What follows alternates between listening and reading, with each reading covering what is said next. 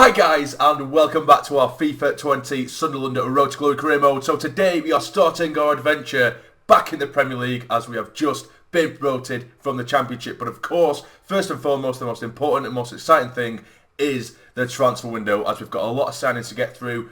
I did leave this series a few days for you guys to get your suggestions in, and there's plenty of really good suggestions. And first and foremost, I've got about 5 players that I want to go for straight from the off. But we will go to players that I do want to sell, firstly, because you guys did make your suggestions for who to sell. So, the first player we're going to put on the transfer list is Sam Hughes, because he didn't improve as much as I wanted to. We didn't really play him that much, and we are going to be bringing in another centre-back. So, Sam Hughes is going to be going straight on to the transfer list. Same with Samut, and it, for some reason, won't let me remove him from the loan list. Why won't it let me remove him from the loan list? We'll go back to him later on, and hopefully we can take him off the loan list, which is really strange because he is going to be going on the transfer list as well. Aidan McGeady, I'm not going to put him up for sale. He's retiring at the end of the season anyway, and it'd be nice to get a season under his belt in the Prem. I think that'd be quite nice for him anyway. Another player is Ethan Robson, who's currently on the loan list, and it's another player who it won't let us take off the loan list for some strange reason. He just keeps refusing. We'll go back to him in a bit and see if that works as well. But Ethan Robson is another player who we are going to put on the transfer list. Jamal Lowe is another one who is going to be going on the transfer list because we do have a winger in mind who is going to replace him. And that is all the players I am going to put on the transfer list. So it's not really too many. You guys seem to be quite happy and content with the kind of squad that we've got going at the minute. But let's get into the most exciting things now, which is buying players. Now the first player, and of course if you have followed this channel for a good couple of years now, you'll know that this was an obvious one, and you guys suggested it in the comments as well, so it was a no-brainer for me. Axel Twanzebe, Captain Twanzebe, who I have signed for the last 2 Road to Glories I've done on this channel with Sunderland, and he's become our captain. We've won the Champions League with him every single time, so hopefully that is something to go by, and he can win us some silverware in the future anyway. I don't expect anything this season, in our first season back in the Premier League. But our captain is hopefully going to be returning back to us if we can get the deal correct. So we'll go in for him and see what kind of deal we can go for. But before we do get into it, I did see a few people with concerns that I'm only going to go for sort of young players. And I've tried to go for a bit of a mix and match, which you will see as this episode goes on. I think there's a couple of younger players. I've actually tried to make it a bit more realistic as well, because a couple of players that I'm going to go for are a couple of players that actually did really well in the Championship last season with other teams, and I'd like to bring them up to the Premier League, so I think that's quite realistic as well. And then there's also just one sort of star player that I really want to go for, who you guys suggested, who I've never played with, but you'll see anyway as the episode does go on. But let's try and get a deal over the line for Axel Twanzebe, Captain Twanzebe. It's worth 9.5, I'll offer 9 million and see what they say to that. 9 million, okay, he's happy with that. Sweet. Happy as Larry. 9 million, that's a brilliant start for us. I expected it to be about 10.5 million, but they've accepted 9 million. Now, I'll give him a crucial squad role because that's exactly what he's going to be, isn't he? 76 rated, he'll be a highest rated centre-back at the club. I'll give him a 5-year deal because he's our captain and he's accepted that, which is really good. Disregard a release clause, and he's currently on 61k. We'll be cheeky and offer 50. Is he okay with that? 50k? Oh, he wants 42k with some bonuses. We'll take that. Remove the bonus, submit the offer. Will he take that? 45k? That's brilliant. Everything is going really under budget. I always try and plan out these transfer windows, and it's going really smoothly so far. So Axel Twanzebe, Captain Twanzebe, has made his return to the club for the 3rd Road to Glory in a row, which I'm absolutely buzzing with. I love Twanzebe. He will be getting the captain's armband immediately, and hopefully he will help us stay in the Premier League, because if we do have a look, our objective for this season, if we have a look at the bottom one here, is to avoid relegation. It also says that within 2 seasons of the Premier League, they want us to finish mid-table and also reach the round of 32 in the FA Cup. Everything else is very low or low. Youth development, financial, domestic success, continental success, of course, which we're not involved in anyway. But everything is really low apart from brand exposure, and I think with the signings we're going to make, we should quite easily hit that 15.3 million earnings from shirt sales as well. So it's quite an easy objective really that we've got. this season. But as I say, this season I do really want to just try and avoid relegation, so I will probably simulate just as many games as I did last season in the Championship, because I think playing Premier League side as well, it'll throw up a lot more defeats, so it's going to be quite a tricky one. But the next player we are going to go for is a striker, someone who now has a year or two in terms of Premier League experience playing for Sheffield United, and a player who I think we have bought before in a previous career mode. I think I may have done anyway. But I really, really like the look of him, and it's Callum Robinson. 26 years old, so it's not like he's a proper youngster anyway. He's got pace, he's got a bit of strength, he can finish, he can play on the left-hand side as well if necessary. So I'm really, really excited to try and go for him, and we'll see how much we can get him for. Okay, so we've agreed on a 9.5 million deal for Callum Robinson, which I think is a really, really good deal, to be fair. And again, that is under budget, what I've got written down here. So I'm pretty sure this happened in the last transfer window as well. Everything went really smoothly until someone doesn't want to join us. But hopefully we can get Callum Robinson over the line. I think it'll be a really, really good signing, and a moderately realistic one as well, because there were a lot of suggestions for some very young players that are going to cost the entire budget, and I didn't really want to ruin the sort of realism of the career mode by signing those kind of players. But he wants a crucial squad role, Callum Robinson, so we will go for that. He wants a 4-year deal. We'll give him a 5-year deal, just because I'd rather a long-term deal for Callum Robinson. He doesn't want a release clause, and he's looking at 52k a week, which isn't too bad really, so we'll go for that. Will he accept it? He wants 55k. That is absolutely fine. A player who's now got a couple of years of experience in the Premier League under his belt since obviously starting this career mode. I don't think that's a bad signing at all. So that is our second signing confirmed. Callum Robinson for Sunderland. He's got pace to burn, he's strong, he can finish, and I think he'll gel quite nicely with the other kind of strikers that we have got at the club right now. So that obviously means that we do have 4 strikers as well, which seems a little bit heavy considering we start off usually with 1 up top, but towards the back end of games we tend to go for 4-4-2, and sometimes we start games at 4-4-2 as well, which we might do sometimes this season. So to have 4 strikers, I think that's quite a healthy amount. So that's our strikers sorted for the season. And now we're going to go for a player who we did look at last season, but we just didn't have enough money, we didn't have enough finances to push this deal over the line. Now, Josh Brownhill of Bristol City, he's one of the best central midfielders in the Championship. So again, it's another realistic signing. It's a player that we wanted anyway last season. So it's a player who, from the Championship, I want to bring him up and see how well he can do in the Premier League. He's currently 25 years of age, and his stats are just brilliant. They're just so well-rounded, and that's what attracted me to him last season when I really wanted him. He's got 93 stamina as well, which is a big thing for me.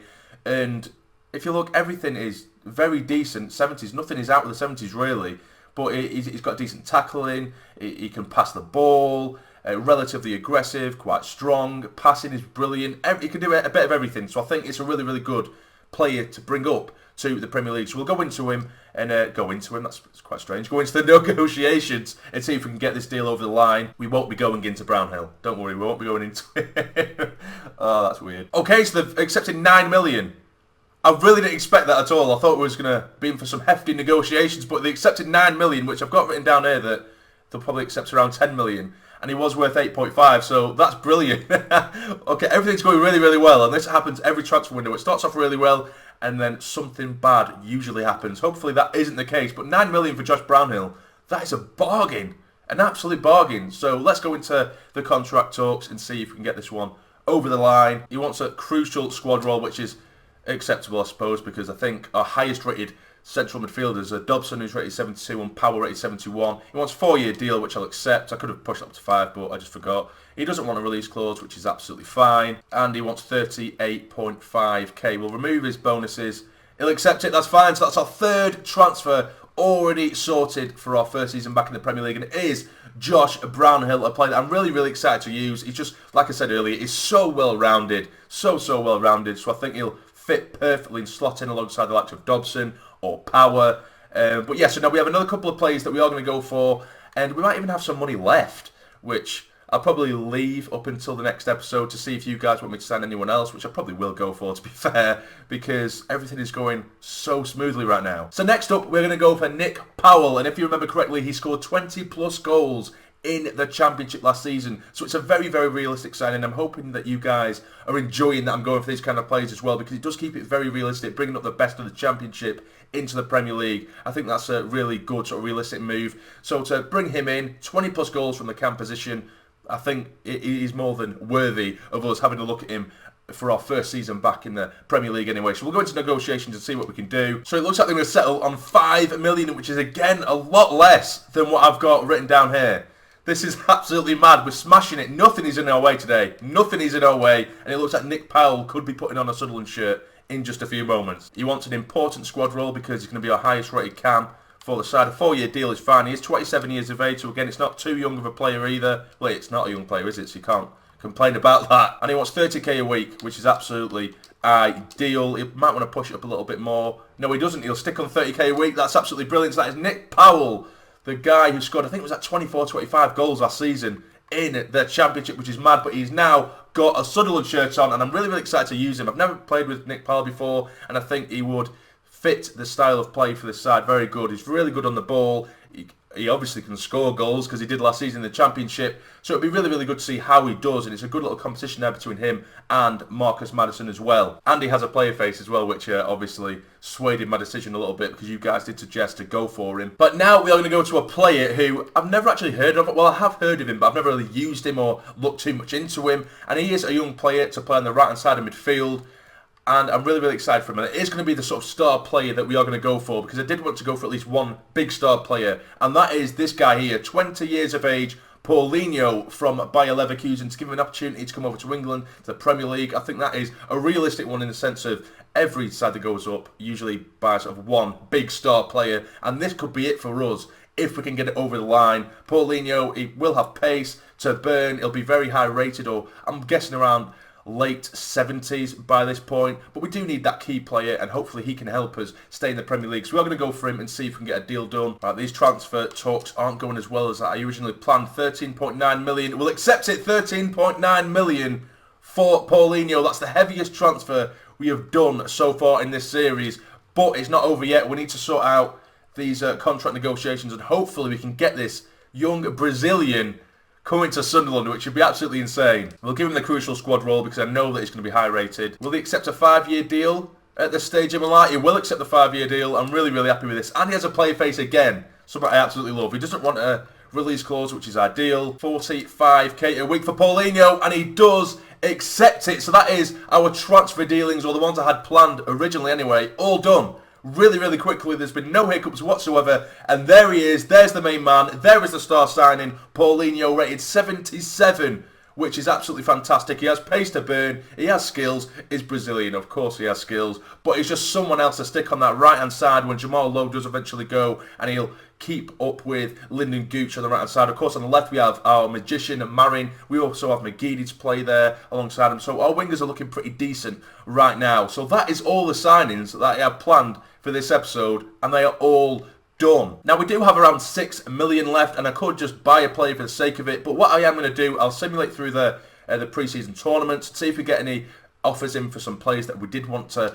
sell anyway, and then maybe go in for someone else. If I was to go in for another player, it would more than likely, or maybe, be a central midfielder. But now we are going to simulate this first game of the pre-season tournament. I've put all of our new players except Robson, because I like Parrott anyway. You know how much I love Parrott. We lose by 2-1. Parrott does get himself in the score sheet, but that is not an ideal start to the pre-season tournament. And we do have a transfer offer for Luke O'Nien coming in, and I just can't do it. I just can't. He's been excellent for us for the last 2 seasons. I did see a couple of comments in the last episode say to try and sell him off. He's rated 70.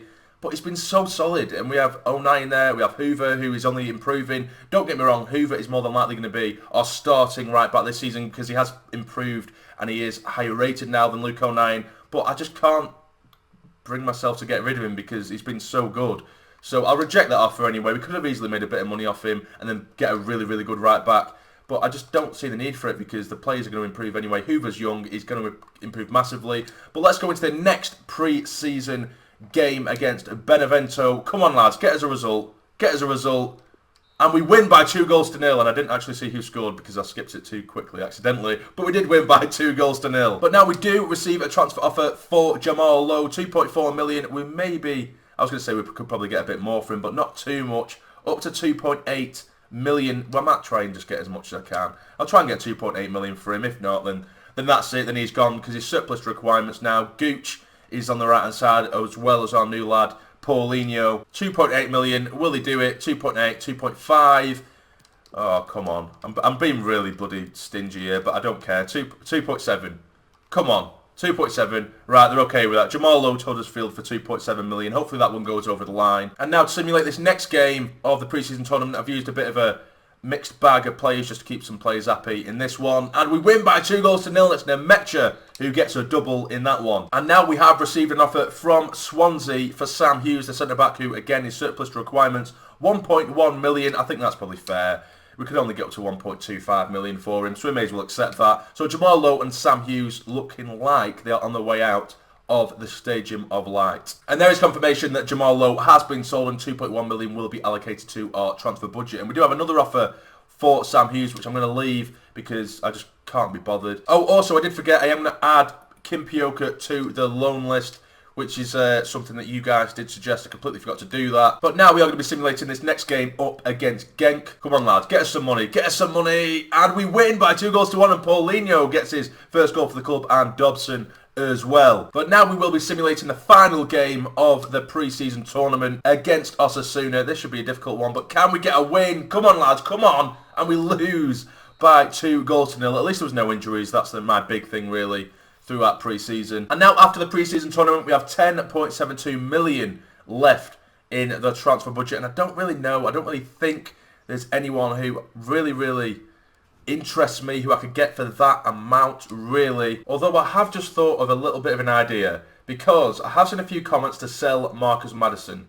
And if we sell Marcus Maddison, we can then purchase Ben Woodburn, who, yes, is a youngster, but we've just brought in Nick Powell, who would be the experienced of our cams, because he's 27 years of age. And then we could have Ben Woodburn in there, playing sort of underneath Nick Powell, which is, what I've said in many episodes, that I do like to do. I like to have in each position someone who's a bit more experienced and then a youngster just kind of working underneath him. And it could be one of those situations a little bit like O'Nien and Hoover. Like, we've had Hoover for a little while now, but O'Nien was higher rated than him for a while, and Hoover's just taken over. And we could have a similar situation there. So maybe that's a way to go, because Woodburn was suggested quite a lot, a player who I haven't really used before. He has a player face as well, which, of course, makes me interested. Maddison, he was decent last season, but he was suggested to be sold by quite a few of you guys, so there must be something there which makes you guys want me to sell him. So I might go in for Ben Woodburn and then stick Maddison on the transfer list. I might do that. Yeah, I think I'm going to do that. I think that would be quite a decent thing to do. So we have Powell and Woodburn there. And he can play on the left if needed, he can play as a striker if needed, and that's what really interests me as well, because I do like players who can play all across the front line. So I'm going to go in for Ben Woodburn and see what we can do. I'm going off script here, by the way. I did not expect to go for this at all. I didn't expect to go for Ben Woodburn. He's, of course, been highly rated for a good 2 or 3 seasons now. He's gone on loan to Oxford in real life, I believe. But I can't see him ever getting a real run of games in the Liverpool side. So I think coming up to the Premier League, I think that's probably actually quite a realistic signing, really, because then he can get some first-team football-ish, because Nick Powell is probably going to start ahead of him anyway. But anyway, let's go for a 6 million offer, see if we can get that over the line. 6 million, Liverpool, are you going to accept it for Ben Woodburn? Yes, they do. 6 million, that's not too bad whatsoever. That's right within our budget. Let's see if we can get Ben Woodburn over the line. He wants a 5-year deal, which is absolutely fine. He also wanted an important squad role, which is quite annoying. He wouldn't let me go any further down, but we want him on the side, so we'll take it. And he only wants 28k as well. We'll accept that straight off the bat. So there we go. I think that's more than likely going to be our transfer business done. And I think we've done really well there. And I'm now going to put Marcus Maddison on the transfer list. And I'm not going to lie to you guys, I absolutely hate the player face of Marcus Maddison. So it was quite a good shout that you guys asked me to sell him. So Marcus Maddison, I will add to the transfer list. Right, so I've just received this notification, which I've never seen before. Greetings. We've received multiple reports from players and their agents about how their demands aren't met with satisfactory results. You must handle the situation with urgency because we cannot have our public image affected by reports of mistreatment of our players.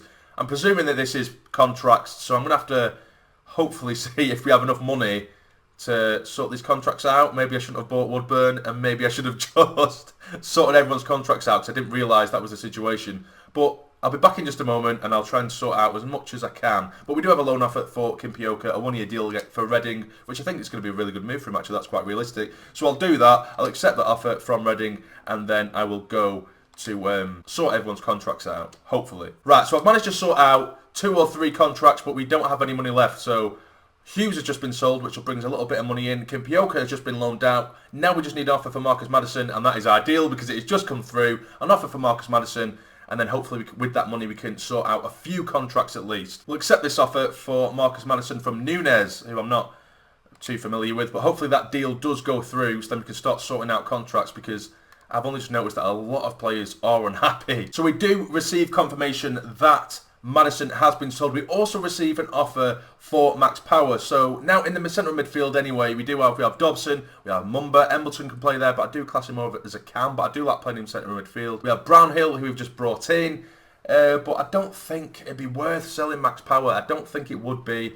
I think I'd be pushing it. I might leave it there. I'm going to try and get some contracts sorted, some more contracts sorted, and of course if we need more money, I might actually have to sell Max Power, which is not ideal whatsoever. So we have managed to sort out about 90% of the contracts. There are about 2-3 players, the likes of Parrott and Nemecha, who now want massive contracts, and we don't have the money at all to sort it out. I'm worried now that they're going to put in some kind of transfer request or something like that, but hopefully with a good run of games it'll keep them happy and they'll kind of ignore the fact that their contract isn't quite up to scratch. I'm hoping that's the case anyway, otherwise we're going to be pretty screwed, and I'm not really overly keen on selling Max Power, or the idea of that anyway.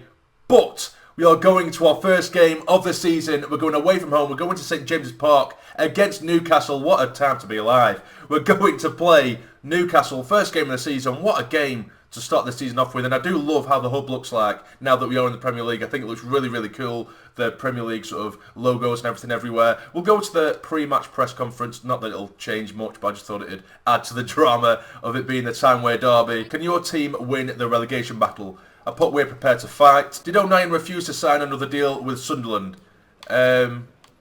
He's still our player. I'll put that, because we didn't have enough money to do it. Did McLaughlin refuse to sign another deal? I'll put he's still our player as well. John McLaughlin, he wasn't too bothered about the contract. It was more the game time, and that's, of course, that's going to happen. I suppose I could actually sell McLaughlin, to be fair, if we really were desperate for money, because we're not going to use him.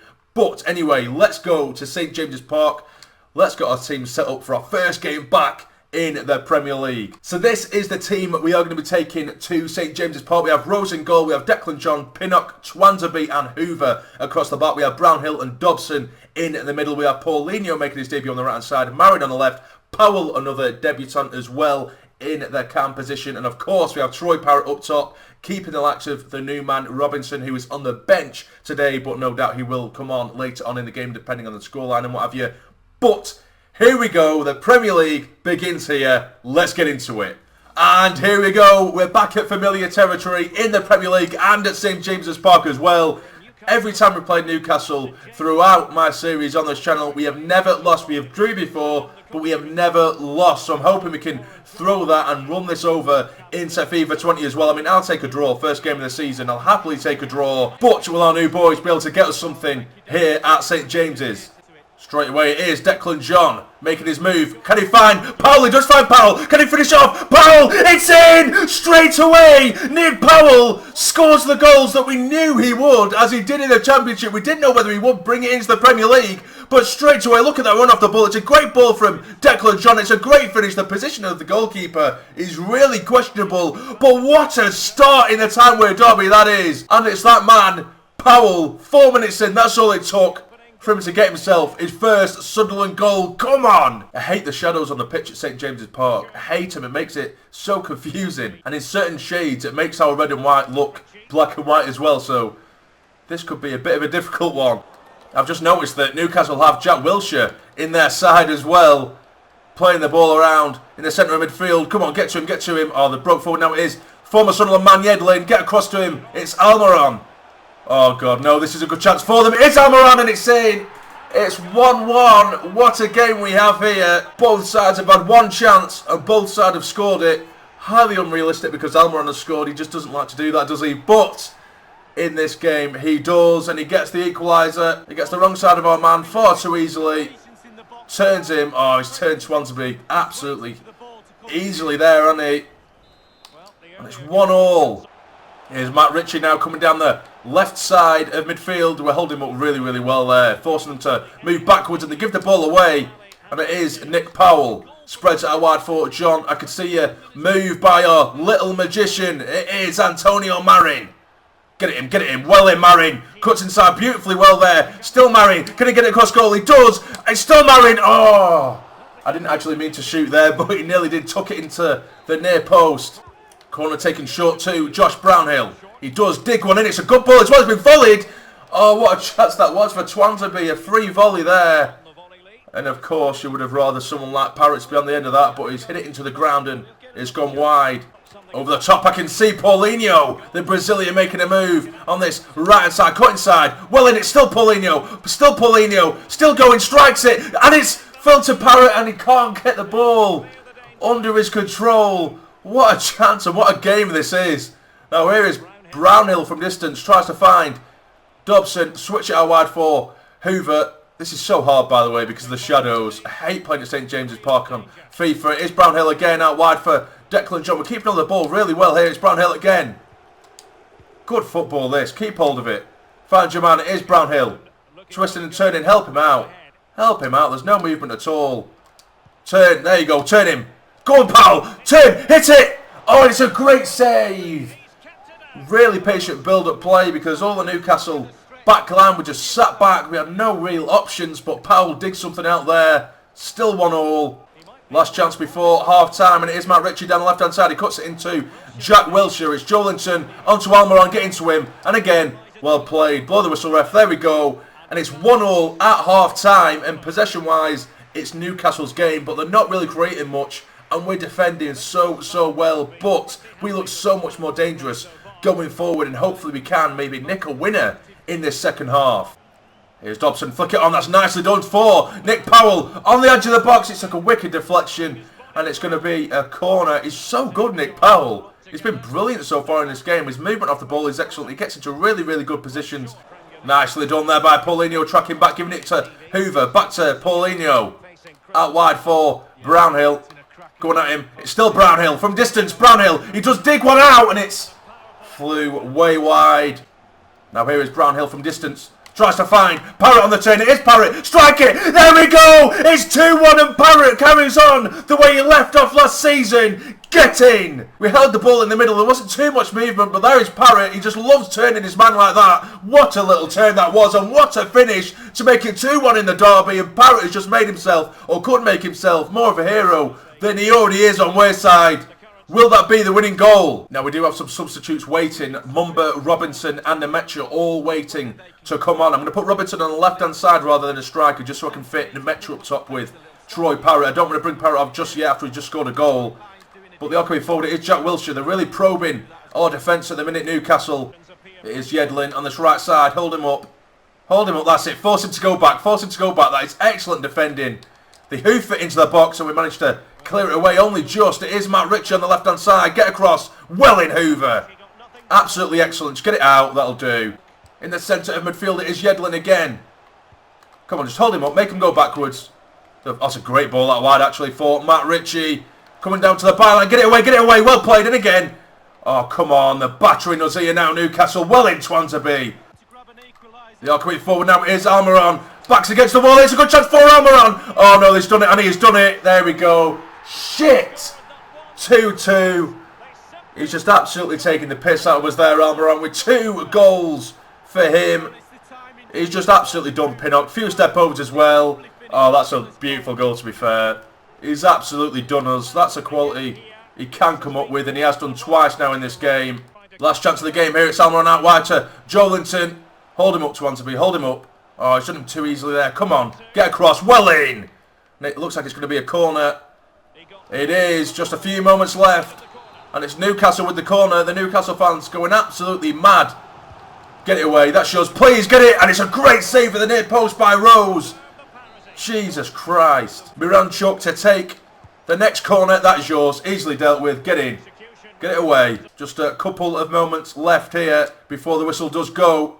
Turn your man. That's it, Parrott. Oh, there we go. The full-time whistle goes 2-2. To be fair, before the game started, I would have taken that. And I think, given how the game had gone, it's probably about a fair result. But what a game and what a start to the Premier League with a 2-2 draw at St James's. But what a start to this season. What an exciting game that was against Newcastle. And this is where we're going to leave the episode, of course. There's the league table. There's only been a game played, so there's no point in really going through it. But next episode we will be carrying on with a couple more games and a few simulated games as well, so we'll get more of a rough idea how difficult simulating games are going to be in this league as well. But if you have enjoyed this episode, please hit the like button for me. It'd be massively appreciated, and subscribe to the channel if you're not already to become a fully fledged member of the Sarny Army. But for now, you take care and stay jammy.